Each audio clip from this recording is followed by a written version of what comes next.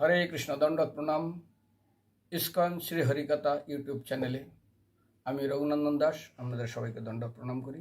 অক্ষয় তৃতীয়ার মাহাত্ম্য। এই অক্ষয় তৃতীয়া অত্যন্ত মাহাত্ম্যপূর্ণ।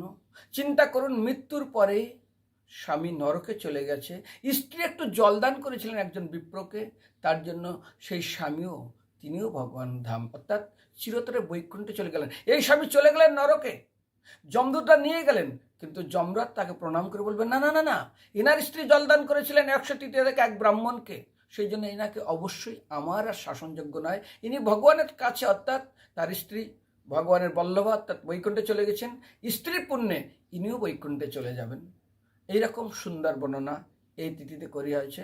এই তিথির বর্ণনা বিশেষ করে আপনারা শুনবেন এক, পদ্মপুরাণে, সেখানে ভগবান বরাহদেব এবং ধরণী দেবী অর্থাৎ ধাত্রী দেবীর কথা হচ্ছে।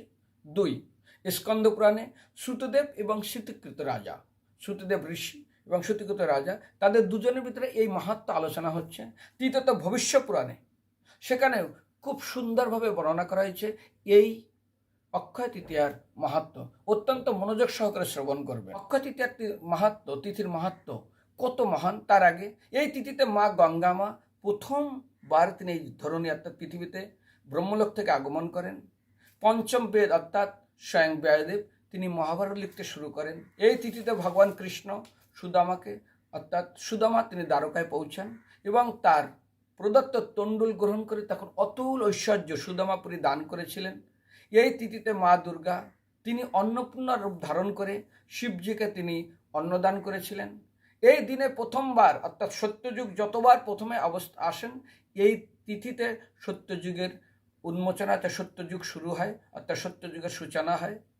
যেমন আমরা জানি দ্বাপর যুগও এই তিথিতে সূচনা হয়। আমরা জানি না জগন্নাথপুরী যেমন আমরা চন্দন যাত্রা করি, চন্দন যাত্রা এবং চন্দন লেপন এই তিথিতে শুরু হয়। আরেকটা জিনিস, বদ্রীনাথে তার আজকের দিন প্রথমেই দর্শন হয়, 6 মাস বন্ধ থাকে। অক্ষয় তৃতীয়াতে বদ্রীনাথের দ্বার উন্মোচন করা হয়। আচ্ছা, জগন্নাথের যে রথ আমরা দেখবেন আজকে এই তিথি থেকে কার্য শুরু হয়। কুবের শিবজিকে তপস্যা সন্তুষ্ট করলে তার আশীর্বাদে ধন কুবের স্বর্গের কোষাধ্যক্ষ অর্থাৎ ধন কুবের পদ তিনি প্রাপ্ত হন, অত্যন্ত ঐশ্বর্যের অধিকারী হন।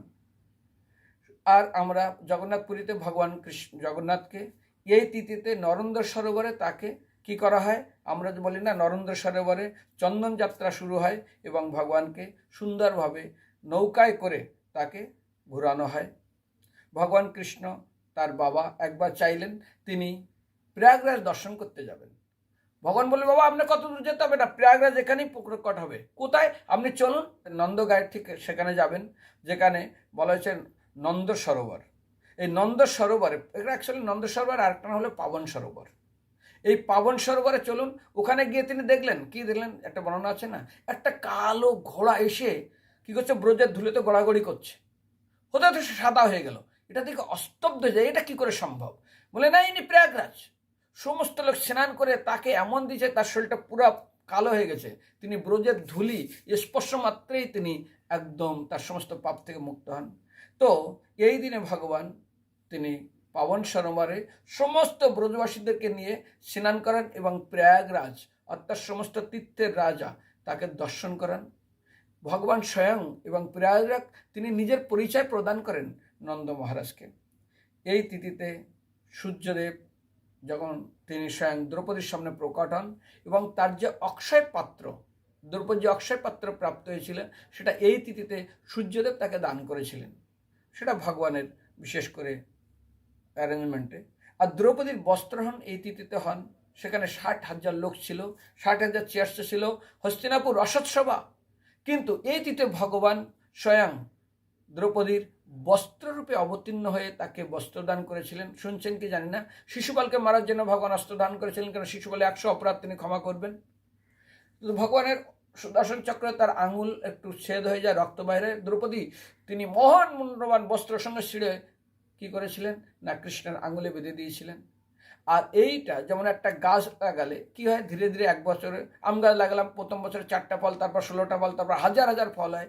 ঠিক তার পুণ্য বাড়তে থাকে। যেমন আগুনে যদি কোনো সুগন্ধ বস্তু দান করেন, পুরো সুগন্ধে, আগুনে সুগন্ধ ফেলে দেবেন, সুগন্ধ ভরে যাবে। দুর্গন্ধ যদি কিছু ফেলে দেন, দুর্গন্ধ ভরে যায়। ঠিক এই তিথিতে আপনি যাই পুণ্য করবেন না কেন হাজার হাজার গুণ বেড়ে যাবে। আবার যদি দুষ্কর্ম করেন সেটাও কিন্তু হাজার হাজার গুণ বেড়ে যাবে। আমরা শুনছেন কি জানি না, পুরীধামে অক্ষয় বট আছে, উজ্জয়িনীতে অক্ষয় বট আছে, আর কোথায় অক্ষয় বট আছে না, আর গয়াধামে অক্ষয় বট আছে। যেমন পিণ্ডদান করে ওখানে গিয়ে অক্ষয় বটে তাকে সাক্ষী দিতে হয়, যেটা সীতামাতা করেছিলেন। আর এই তিথিতেই এই 3 অক্ষয় বট মানে এই 3 অক্ষয় বট তিনি না নিজেই উৎপন্ন হয়েছিলেন। এবং এই অক্ষয় বটে স্বয়ং মার্কণ্ডেয় ঋষি তিনি তার 12 বছরের ভিতর তার মৃত্যু হবে। তিনি শিবের আরাধনা করেন, মৃত্যুঞ্জয়ের আরাধনা করার পরে তিনি প্রাপ্ত হন। তিনি কি না সৎকল্প পর্যন্ত তিনি বেঁচে থাকবেন। তখন তিনি কল্প যখন হন কষ্ট পেতে থাকেন এবং সাঁতার কাটতে কাটতে পুরীধামে তিনি বট গাছ দেখেন, সেই গাছে আশ্রয় নেন এবং সেই পাতায় ভগবান কৃষ্ণকে তিনি দর্শন করেছিলেন। মনোযোগ সহকারে শ্রবণ করবেন। ভবিষ্য পুরাণে এই অক্ষয় তৃতীয়ার মাহাত্ম্য সম্বন্ধে সুন্দর একটা কাহিনী বর্ণনা করা হয়েছে। কারণ বলা হয়েছে আজ সেই বিশেষ করে ভবিষ্যৎ পুরাণে বলা হয়েছে যে কোন এক স্থানে এই ভারতবর্ষে একজন ব্রাহ্মণ বাস করতেন। তিনি সর্বধর্ম বিবর্জিত, তা ব্রাহ্মণ কিন্তু কোনো ধর্মীয় কাজ করতেন না। তো কোনো এক সময় এক বিপ্র অত্যন্ত পিপাসক্ত হয়ে এই গরমের দিনে তাদের গৃহে আসেন, এসে বলেন ভাই একটু জল পাওয়া যাবে। সঙ্গে সঙ্গে এই ব্রাহ্মণ বিপ্র এসেছে বলেন এই জল আমার এখানে কোনো জল টাল নেই, আপনি অন্য কোথাও গমন করুন, আমি কোনো জল টাল দিতে পারবো না। এই কথাটা পাশেতে তার স্ত্রী শুনছে, বলছে কী বলছো, একজন ব্রাহ্মণ তা তো বৃদ্ধ জল চাইছে, তুমি জল দিতে পারবে না, আমি জল দেবো বলে তিনি জল দিয়েছেন। তো সেখানে এরকম শাস্ত্রে বর্ণনা করা হয়েছে, দৃষ্ট ভগবত বিপ্রম নমস্কৃত অচর্চা দেহিম অন্তস্য পাপস্য ন চৈব ক্ষমতাহরি। যদি কোনো ব্যক্তি, বিশেষ করে আপনি দেখবেন স্কন্দ পুরাণে বলা হয়েছে অপূজিত যদা গচ্ছেদ বৈষ্ণব গৃহ মেদিনা শত জন্মার্জিত ভূপ পুণ্যম আদায় গচ্ছতি। হরিভক্ত পরেন এমনকি কোনো ব্রাহ্মণ এবং বৈষ্ণব যদি অত্যন্ত পিপাসাক্ত শ্রান্ত হইয়া কোনো গৃহে আগমন করে এবং গৃহ আগমন করার পরে তাকে যদি কেউ একটু জল দিয়ে, বানি দিয়ে, আসন দিয়ে তাকে অভ্যর্থ না করে যদি সে চলে যায়, কোনো ব্রাহ্মণ কিংবা বৈষ্ণব কিংবা অতিথি তাদের জীবনে যত রকম শুভ কর্ম করেছিল সেই ব্যক্তির সঙ্গে সঙ্গে তা চলে যাইবে। সেই জন্য এখানে শাস্ত্র বলছে হরিভক্তি পরায়ণ ভক্তকে যদি শ্রান্ত দর্শন করে যাদের চিত্তে স্নবিষুক্ত প্রীতি না হয় শপথ হইলেও সেই দুরাত্মাকে নিকৃষ্ট বলে জানিবে।